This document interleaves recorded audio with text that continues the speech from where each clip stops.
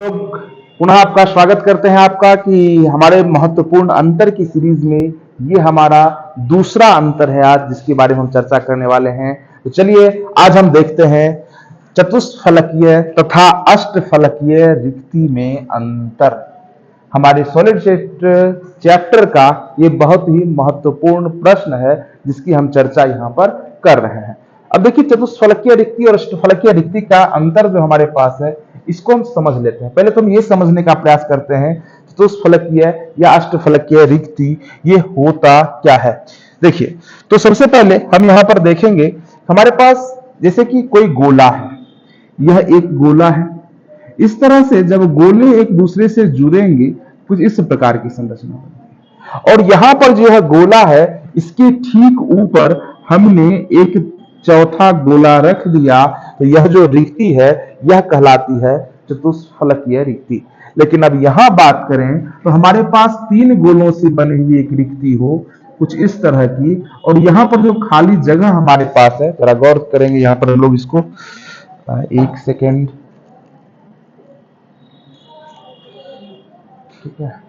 तो यहां पर देखेंगे जैसे कि हमारे पास यह एक गोला है, तीन गोले मिलकर के तीनों गोले एक दूसरे से जुड़े, इसके बीच एक रिक्ति बन रही है और जब इस रिक्ति के ऊपर ही दूसरे गोले को न रख करके हम क्या करते हैं कि फिर दूसरी रिक्ति को रख देते हैं। जैसा कि मान लीजिए कुछ ऐसा रिक्ति है और इसे जब हम इसके ऊपर रख देते हैं तो यहाँ पर कुछ इस तरह की संरचना बनती है, कुछ ऊपर की तरफ भी और कुछ नीचे की तरफ भी।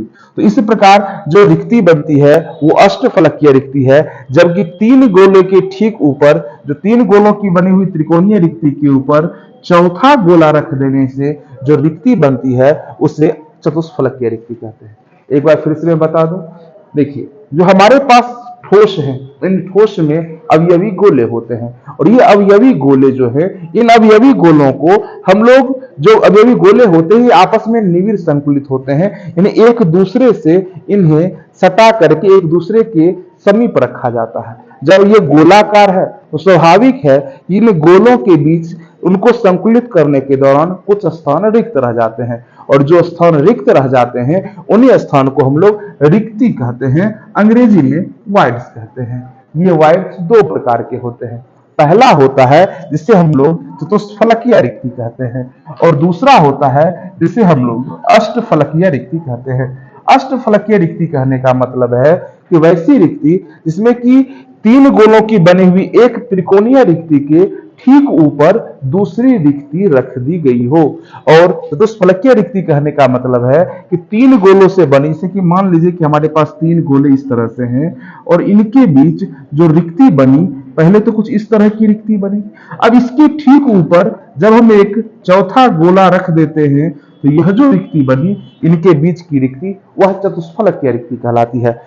तो आपने आप इस बात को समझ रहे होंगे कि हमारे पास जो चतुष्फलकीय रिक्ति है यानी कि तीन गोलों की रिक्ति के ऊपर जब हम चौथा गोला रख देते हैं तो इसे चतुष्फलकीय रिक्ति कहते हैं और तीन गोलों के ऊपर जब हम क्या करते हैं कि वैसा ही एक त्रिकोणीय रिक्ति रख देते हैं तो अष्टफलकीय रिक्ति कहते हैं। अब इनके अंतर की बात करें तो सबसे पहली चीज कि यहां पर आपको ध्यान रखना है, ऑब्जेक्टिव में क्वेश्चन पूछा जाता है कि चतुष्फलकीय रिक्ति जो होती है इसकी संख्या अवयवी गोलों की संख्या के दोगुनी होती है। यानी कि मान लीजिए आपसे क्वेश्चन पूछेगा कि n गोले हैं तो चतुष्फलकीय रिक्ति कितना होगा, यह 2n हो जाएगा, ठीक है। और अष्टफलकीय रिक्तियों की संख्या अवयवी गोलों की संख्या के समान होती है। पहला अंतर है कि जो चतुष्फलकीय रिक्ति है इनकी संख्या अवयवी गोलों की संख्या के दोगुनी होती है, अष्टफलकीय रिक्ति की संख्या उसके समान होती है। चतुष्फलकीय रिक्तियों की उपसर्ग संख्या 4 होती है। आपने देखा कि जो रिक्ति है उसके चारों तरफ कुल 4 गोले होते हैं, इनकी उपसर्ग संख्या कितनी होती है, 4 होती है। और अष्टफलकीय रिक्तियों की उपसर्ग संख्या जो होती है यह 6 होती है। उपसर्ग संख्या का अंतर है, उपसर्ग संख्या यहाँ पर कितनी होती है, यह 6 होती है, जबकि हम बात करेंगे तो चतुष्फलकीय रिक्ति में जो उपसर्ग संख्या होती है वह कितनी थी, तो यहाँ पर जो उपसर्ग संख्या होती है ये 4 होती है। चतुष्फलकीय रिक्ति का त्रिज्या अनुपात जो होता है ये 0.225 होता है और यहाँ पर जो त्रिज्या अनुपात होता है 0.414 होता है। अब बात करते हैं कि ये बनता कैसे मैंने पहले ही बताया। आप इस अंतर में लिख सकते हैं, तीन गोलों से बने त्रिकोणीय रिक्ति के ठीक ऊपर एक गोला रख देने से चतुष्फलकीय रिक्ति का निर्माण होता है। सॉरी, यहाँ पर एक गलत लिखा गया है, यह रिक्ति होगा, चतुष्फलकीय रिक्ति का निर्माण होता है। और जबकि हमारे पास एक त्रिकोणीय रिक्ति के ठीक ऊपर दूसरी त्रिकोणीय रिक्ति रख देने से अष्टफलकीय रिक्ति का निर्माण होता है।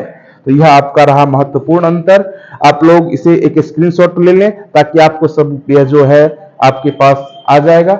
और फिर मिलते हैं अगले दिन।